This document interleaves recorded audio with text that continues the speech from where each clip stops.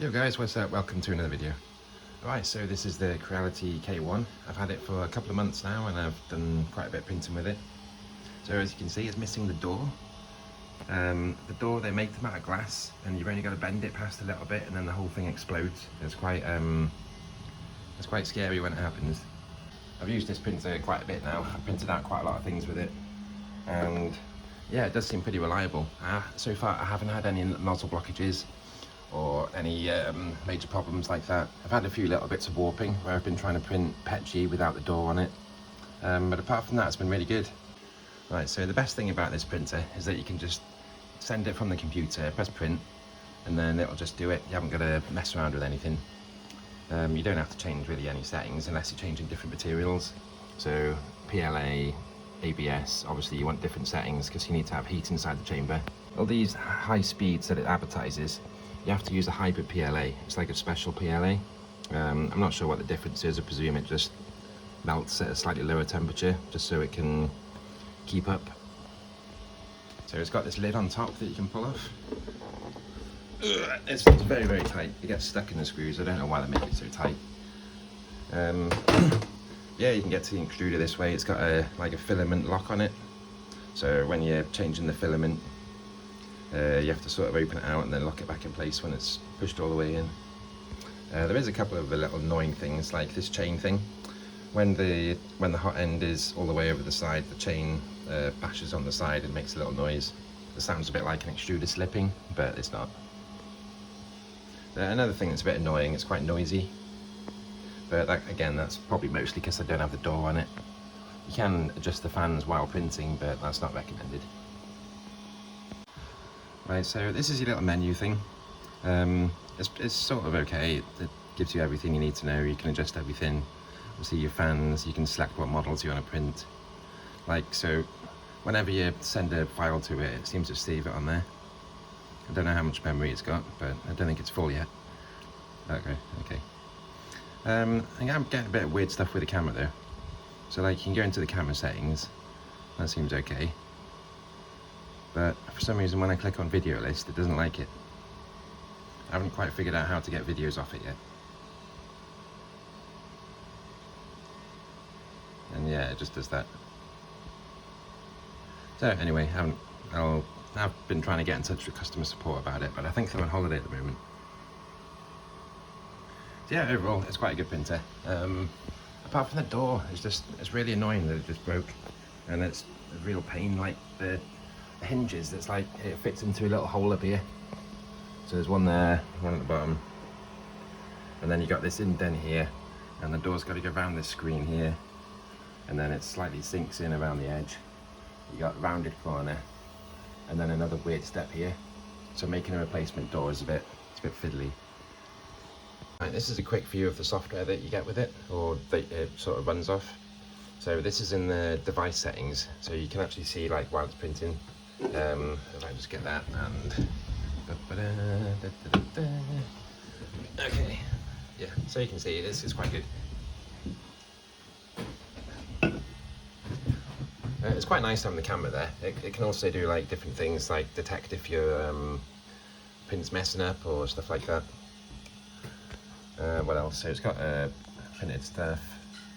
Should be able to get the time-lapse video here, but it's only doing this one file, which it says it started in 1970 and it's got a print time of 474,000 hours, which is a bit crazy. I think there's something wrong there. Right, anyway, so if we go to like the prepare sections, this is where you normally like load up your files. You got your print settings. You can obviously set all your different materials. So that's all preset ones. You can do all your settings and stuff, just like you can do in Cura pretty much. Then you click on edit, you got your settings here. Right, so anyway, I've been trying to make a new door for this. This is what I got so far. I've cut out the plastic, a piece of acrylic this time. So this is like a fluorescent green.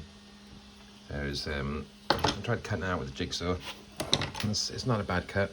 It's okay. I mean, it's a little bit roughish, but I've done the edges on the back bit and the bottom bit. I've also drilled some holes in for this new bracket that I've made. So if you've got one of these printers and your door's smashed, I'll save a link to this 3D printed file and then also measure up the size of this acrylic, so if you want to cut your own piece out, it'll be a lot easier for you. Right, so yeah, it's made out of 3 parts. So we got 2 long pieces and 1 small piece, sticking them together, and then we're using the original Creality hinge parts there. So yeah, so I've just got to peel off this plastic, screw it back on, fit it back on the printer, and then hopefully it should be all good.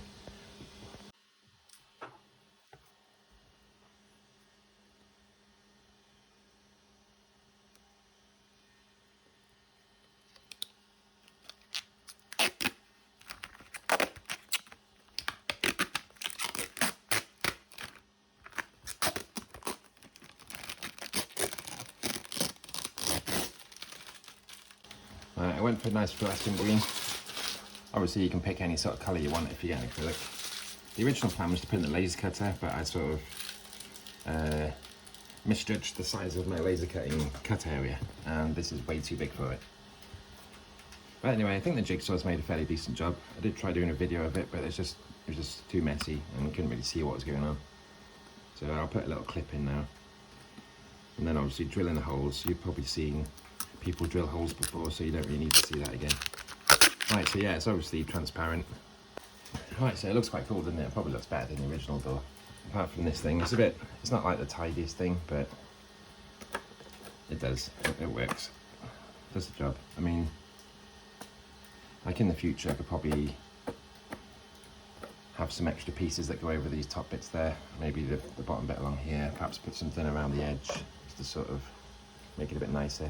I've gone over it with a Dremel to try and smoothen off these edges a bit.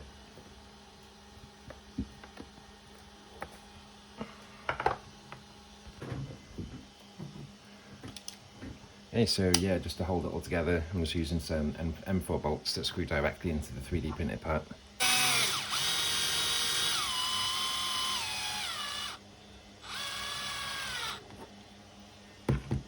I really don't know why they didn't just make them out of acrylic in the first place. It's the glass is just, I mean, it looks cool, but it's kind of stupid, really. So if you have a look on the website, they've actually brought out a new model, and the new model's got some sort of anti-shatter film on the door. You know, so they've obviously realised there's a problem with it.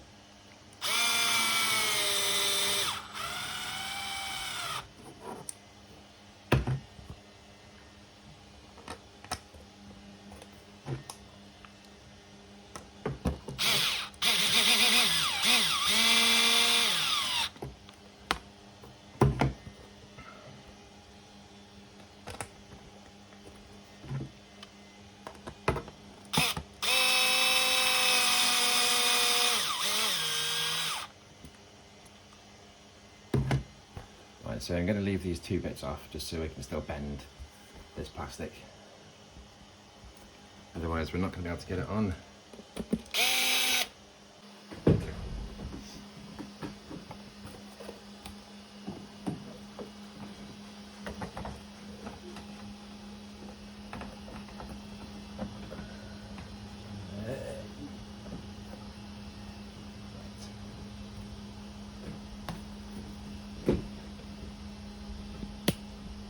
Right, so straight up it looks fairly cool. You know, if anything it probably looks a little bit better than the other one.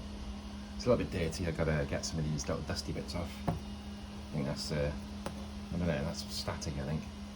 We can sort that out. So I've just got to put these other screws in, and then maybe put the handle on as well. Might just glue that on. But yeah, this is cool. It's loads better than it was before without a door. Right, we'll just tuck the screws in and then we're done.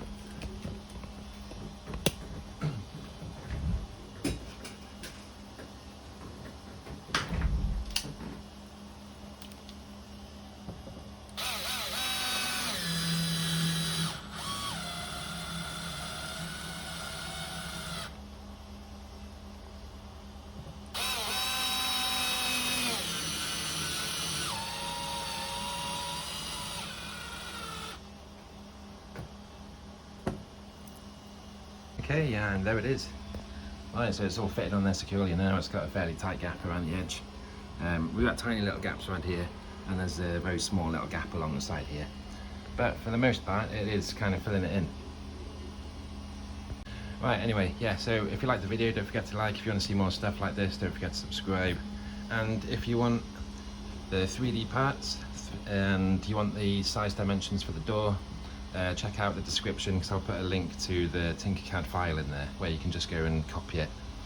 It's all free, you don't have to pay for anything. I just do this to be kind. Right, thanks for watching and see you on the next one.